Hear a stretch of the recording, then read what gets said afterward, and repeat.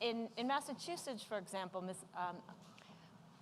the standards movement there has been quite advanced, and the students have done so well, so much far above many others for years, that when the new standards were starting to be rolled out in Massachusetts, a lot of the opposition was that they weren't as deep and as good as the ones that you've already had come up with. So you are absolutely correct that standards have been in place in Massachusetts since the late 90s. Over the last 15 years or so, it's been a very steady, continuous improvement. Whether you look at students' results on our own assessments or on the national assessment of education progress, where our 4th and 8th graders have been at the very top, and more recently on some international assessments. So the question that's being asked by some, not all, is, it's not broke. Why are we changing it, right? And I suspect that many of you in your states have been visited by former Massachusetts officials who are telling you that the current commissioner is doing the wrong thing here. It's going to take Massachusetts backwards. The assessment piece has become a huge lightning rod, right? And the piece that I did not anticipate, because it's been interesting. We've been in a 2-year tryout of this new Parcc assessment. We have not adopted it. We will make a decision in the fall. We've given our districts a choice of administering our legacy assessment or administering the Parcc assessment. And just over half are administering the Parcc. Just under half are administering our MCAS. And the feedback on the Parcc is largely very positive. Yeah, so standards don't do anything on their own. Tests don't do anything on their own. Tests don't teach kids. Standards don't teach kids. The negative voices are largely people who have not looked at these.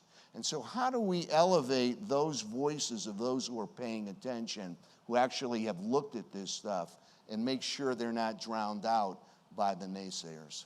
I'd like to ask Mitchell a question that I didn't hear him answer. And that is, how are you dealing with a very organized opposition to anything that deals with Common Core in your state? Yeah, so we've organized forums for getting input from the public on this decision around MCAS and Parcc. The standards are a done deal. They're 5 years in.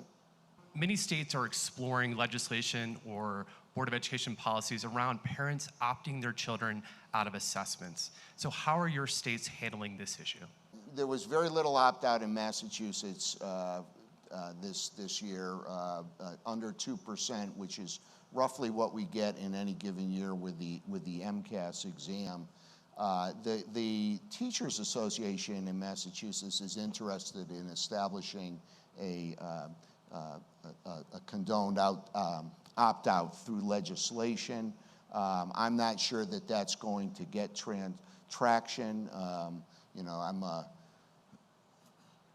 Discretion would have me stop right now, but I've said. I'm a New York City public school parent, and I can tell you the opt-out movement is huge, has been huge, and the anger and the vitriol and the protests and the consternation and the concern.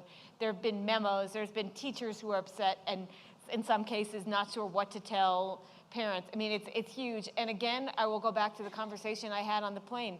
It's a lot of confusion. People are just going to react to hating the tests. So I think it's incumbent on you to explain why we need these new higher standards, what they are, and encourage people to read them. Yes. That never happens.